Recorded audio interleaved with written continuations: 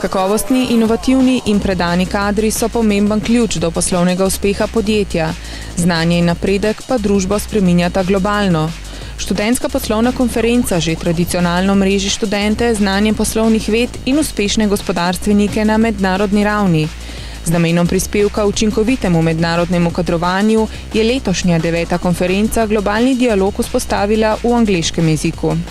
Ekonomska fakulteta je mednarodna šola, je dvakrat res imenitno akreditirana in lahko rečem, da v duhu tudi tega, da zadržimo te akreditacije, vse bolj odpiramo vrata v mednarodni svet tudi študentom in to je eden od načinov ob vsem tem, da seveda povezujemo veliko aktivnosti tudi z našimi mednarodnimi partnerji. Ekonomska fakulteta ima res izjemno široko razvejene mednarodne aktivnosti. V tem pogledu recimo imamo Konfucijski inštitut, ki pripravlja celo vrsto izobraževanj na področju kitajskega jezika, na področju, kako deluje kitajsko gospodarstvo. Hkrati tudi proučujemo pravzaprav, kakšna je povezava med kitajskim gospodarstvom in gospodarstvi te osrednje Evrope, katere del smo. Na drugi strani imamo izredno veliko aktivnosti, ki se tiče raziskovalnega dela. Na fakulteto prihajajo raziskovalci iz fakultet iz celega sveta, predstavljajo svoje članke, sodelujejo z našimi raziskovalci pri razvijanju novih idej. Hkrati organiziramo konference mednarodne, recimo letos bo ena največjih konferenc na svetu s 1200 raziskovalci z področja računovodstva na fakulteti. Osnovno poslanstvo študentske poslovne konference je iskanje odgovora na vprašanje, kaj lahko fakultete in poslovni svet ustvarijo skupaj. V ta namen je letos 169 študentov posredovalo svoja strokovna in zaključna dela, od tega je 29 študijskih del prispelo iz tujih univerz. Po besedah predsednice konference je študente potrebno pripraviti na globalni poslovni svet ali preprosto rečeno na globalno tržnico. Da ohranjajmo in vzpodbujamo inovativnost, kreativnost, smelost, res lahko rečemo še pristnega študentskega duha in da tudi na ta način iščimo talente za razvoj slovenskega gospodarstva. Odličen poslovni primer vpetosti slovenskega prostora v globalno podjetje so na študentski poslovni konferenci predstavili strokovnjaki svetovne multinacionalke, podjetja Google.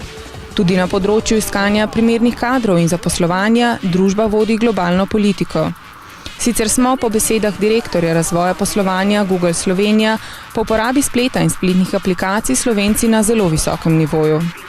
Ena izmed zelo pomembnih virov informacij, kdaj Google zaposluje v posamezni regiji, seveda google.com oziroma na naši spletni strani, kjer so pod Google Jobs dobil vse informacije, kdaj in kje so kakšna mesta prosta. Kaj pa iščete v kandidatih?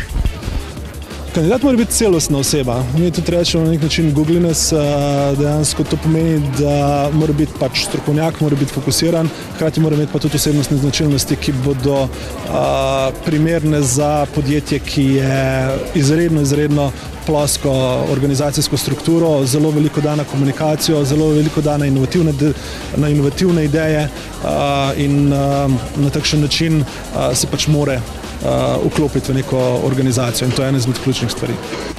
Kaj bi pa še svetovali recimo študentom, zdaj ko iščejo prvo zaposlitev, kakšni morajo biti, kakšen kadre iščejo podjetja? Jaz mislim, da morajo biti taki, kot so, se pravi točno to, kar so in predvsem morajo tudi oni najti podjetje, ki njim paše. Zato, ker če nekdo ne najde posla, v katerem je zadovoljen, službe, v kateri je zadovoljen, nikoli ne bo dober v njej. Tako da jaz mislim, da je to ena osnovnih zadev, pri kateri lahko rečemo, da je dober nasvet. Tekmovalni del konference so zaznamovale predstavitve 23 študijskih del, katera so po mnenju strokovne komisije konference izkazovala najboljše poslovne rešitve. V 8 sekcijah so bile podeljene nagrade zmagovalcem. V sekciji trženje je nagrado prejela Bianca Capetola. Zmagovalka sekcije mednarodno poslovanje je bila Iris Koleša. V sekciji HRM je bila nagrajena Renata Kenda, v sekciji Management pa Jana Krapeš. Dagmar Češnovar je letošnja nagrajenka sekcije Podjetništvo, Maja Fabjan pa nagrajenka sekcije Turizem. V sekciji Poslovna informatika je nagrado prejel Jure Planinšek, v sekciji Trajnostni razvoj pa je bila nagrajena študija Urške Lušina. Posebna nagrada za najboljšo predstavitev ali zlato predstavitev študentske poslovne konference je letošnje leto osvojila študentka iz tujine.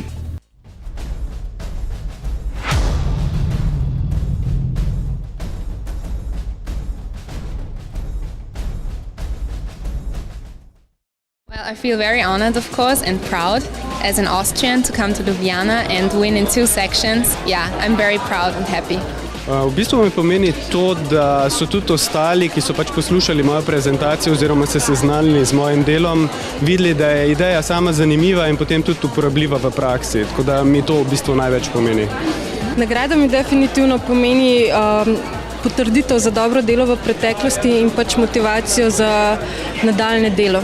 Pomeni, da ljudje prepoznavajo pomembnost teme, ki sem jo obravnavala, so pa odprte inovacije. In konec koncev, če pogledamo ta konferenca, sam princip konference ne bi bilo v bistvu povezovanje prakse in povezovanje pač raziskovalnih inštitucij. Tako da pač je zelo blizu moji temi, no, in me veseli pač, da so videli to podobnost. Ker sprejemanje dobrih poslovnih odločitev in s tem uspešno kariero posameznika nemalokrat prepletata tudi usoda in harmonija v njegovem zasebnem življenju, so svoje izkušnje na študentski poslovni konferenci z mladimi delili tudi uspešni slovenski in tuji posamezniki. V okrogli mizi, kako doseči ravnovesje med kariero in zasebnim življenjem, so sodelovali TV voditeljica in trenerka javnega nastopanja Anja Križnik-Tomažin, CSWM Niber, glavni izvršni direktor Heroes Group in predsednik Learning Paths Europe, Gregor Pilgram, predsednik uprave zavarovalnice Generali, Dejan Turk, predsednik uprave Simobil in Ajša Vodnik, izvršna direktorica Ameriške gospodarske zbornice v Sloveniji. Gostje so si bili enotni, da sta za poslovni in privatni uspeh potrebna dobra organizacija ter srčni pristop. Vedno je zelo pomembna družina je na prvem mestu, hkrati pa posel in nekako, kadar si zadovoljen v obeh smereh, se stvari lahko vzajemno prepletajo in so potem dobro zastavljene. Vsekakor je pa tukaj zelo pomemben še en faktor, to je pa ti sam. Vedno si moraš vzeti dovolj časa zase, da se lahko sprostiš, da se sam sebi posvečaš in potem lahko nekako eno celostno ravnovesje dobiš med temi stvarmi. Ne? In pa važna stvar je, da si pri vseh stvarih s srcem zraven, torej da uživaš v svojem poslu, da to res strastjo delaš in da takrat, kadar si doma, se maksimalno posvečaš svoji družini in dobiš res kvaliteten čas, ne glede na to, koliko ga je. To je tema, ki vsi probamo nekako zase rešiti. Zdaj, jaz osebno jo rešujem tako, da imam srečo, da imam pač ekstremno fino družino, ki me vedno znova, vsakič posebej, ko jo vidim, prizemlji nazaj na realna tla in vidiš v bistvu, da posel ni vse, ampak je tudi to, kar te čaka doma in pač ti so stroški nasmeh, ki te vedno dvigne nazaj z novo energijo. V iskanju poslovnih priložnosti, dobrih kadrov in inovativnih gospodarskih rešitev je letošnji študentsko-poslovni dogodek sklenilo približno 400 udeležencev poslovne in akademske sfere.